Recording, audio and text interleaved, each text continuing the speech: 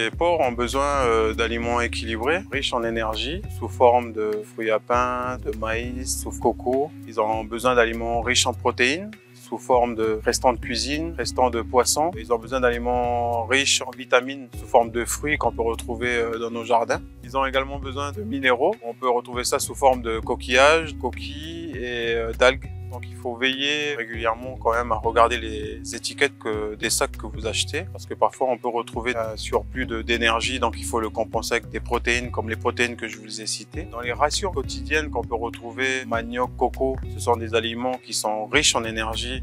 Donc là, ce qu'il faudrait faire, c'est les compenser avec des protéines animales ou protéines végétales.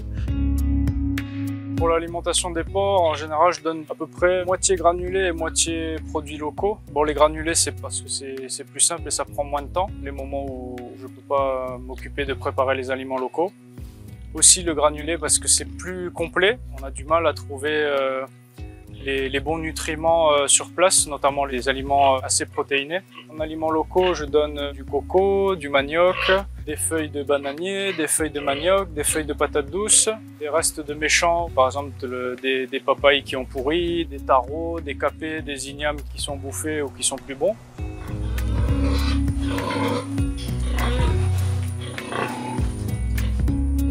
Au niveau des rations, donc j'essaie de donner pour des porcs à l'engrais environ 2 kg par jour.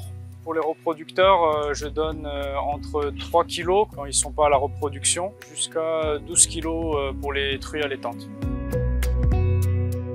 Alors pour ne pas avoir à peser à chaque fois les rations de mes porcs, je sais que ce saladier là, quand il est rempli comme ça fait exactement 2 kg de granulés. Donc pour les porcs en grès, c'est un saladier, et pour les reproducteurs, par exemple quand c'est 3 kg, c'est un saladier plus une moitié de saladier.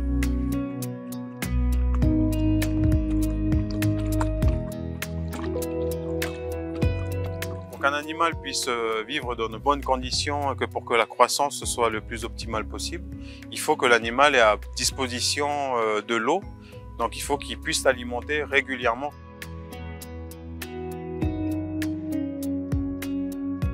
Il est important de stocker l'aliment à l'abri des rats et de l'humidité pour limiter les risques de contamination de leptospirose dangereuse pour les animaux et surtout pour l'homme. Il faut que l'aliment qu'on donne aux animaux ne soit pas posé à même le sol, parce que c'est de l'aliment qui peut s'infecter de tous les parasites qu'on retrouve dans le sol.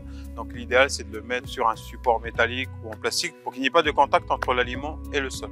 Il est important de vermifuger régulièrement vos animaux pour éviter les problèmes de parasitisme et pour que la croissance soit idéale pour l'animal. C'est un vermifuge par mois pour les animaux adultes. Et pour les porcelets, c'est un vermifuge après le sevrage.